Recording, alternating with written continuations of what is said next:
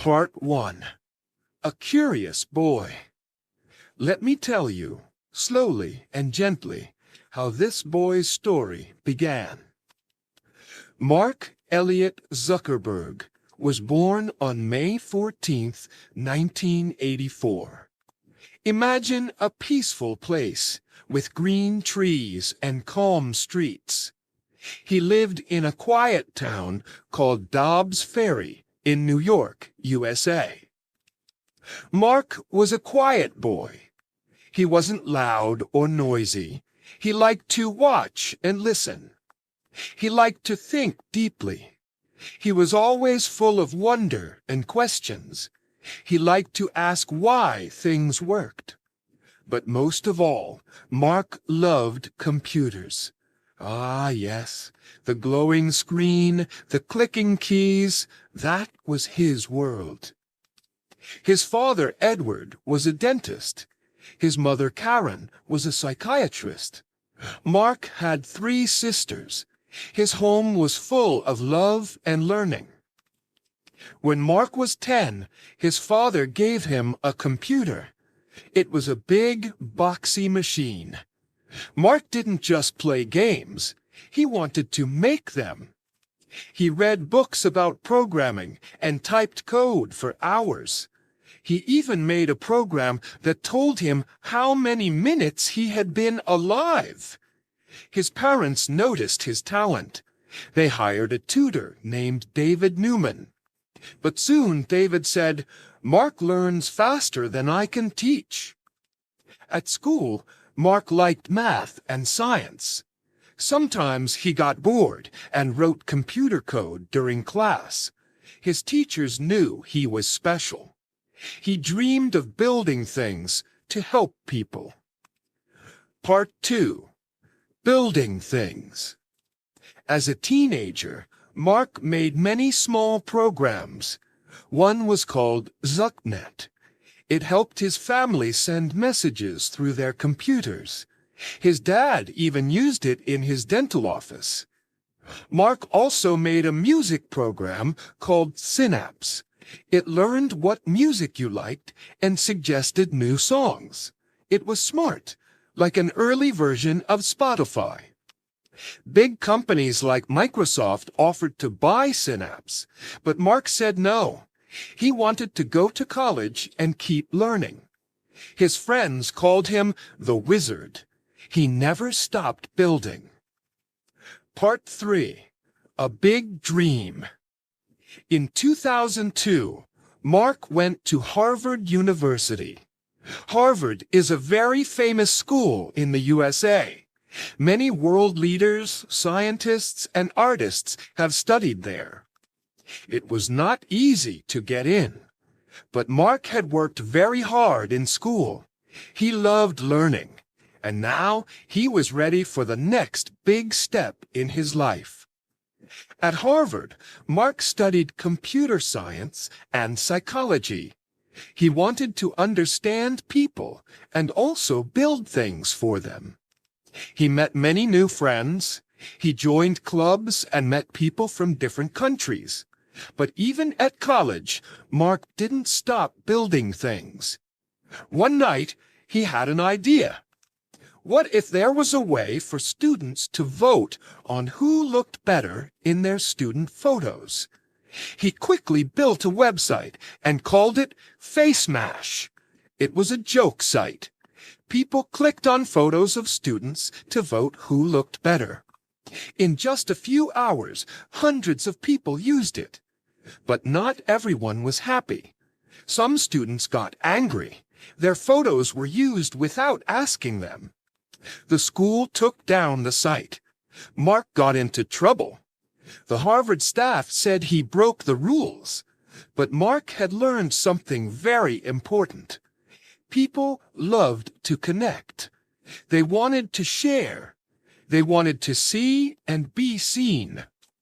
A new idea started to grow in his mind. What if students had a space online where they could share their profile, write about themselves, and talk to each other? Not just vote on photos, but really connect. He stayed up late at night. He couldn't stop thinking about it. He began to work. He started building again. This time, it wasn't a joke. It was a real project. With the help of a few friends, he created a website. They called it the Facebook. At first, only students at Harvard could use it, but soon students at other colleges wanted it too. The idea was growing. Part 4. The Start of Facebook. Mark and his friends launched the Facebook in early 2004. It was a simple site.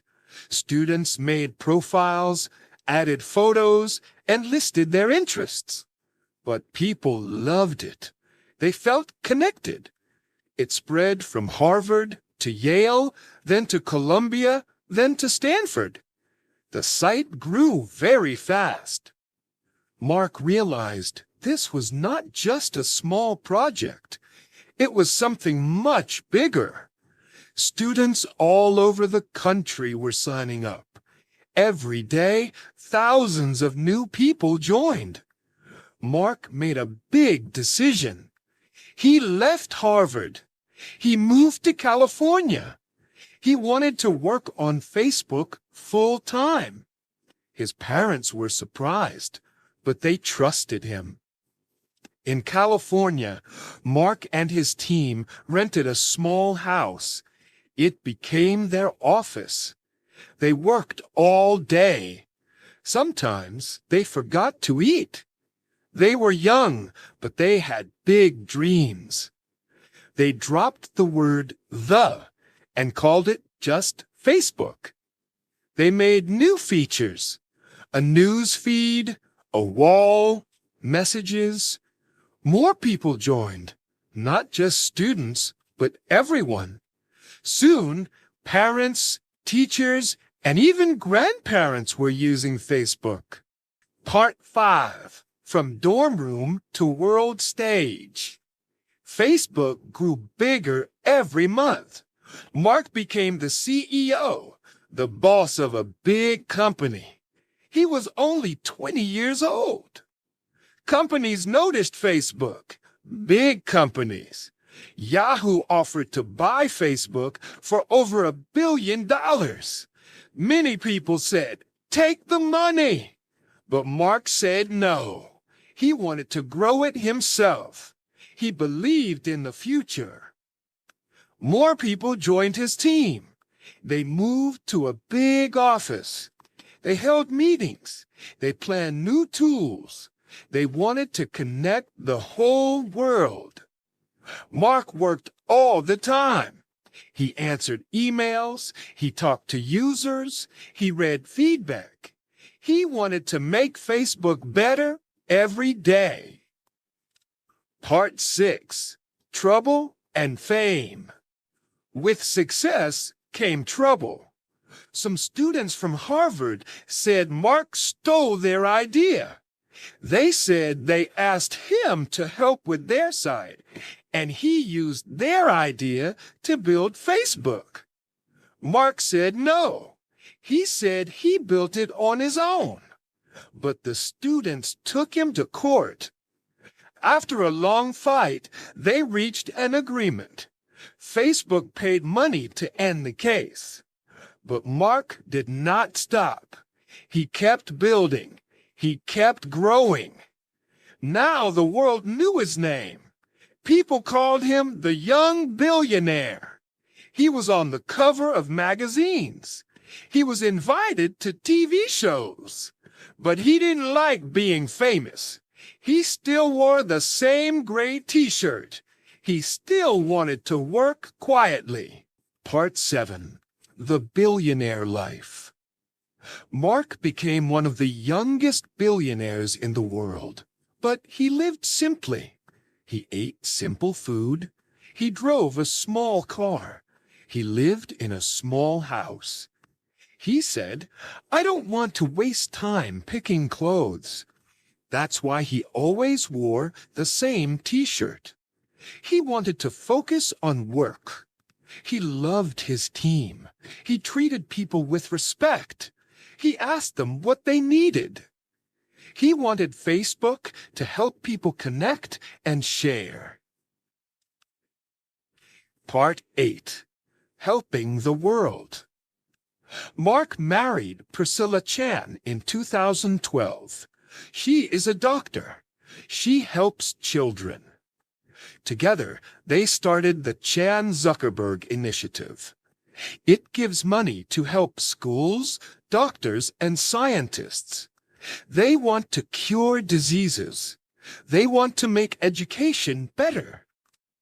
Mark said, "We will give away most of our money to help others." He and Priscilla want to build a better world for all children. Part 9. Still working, still dreaming. Mark still works hard. Facebook became part of a big company called Meta. Meta is building new things like virtual reality.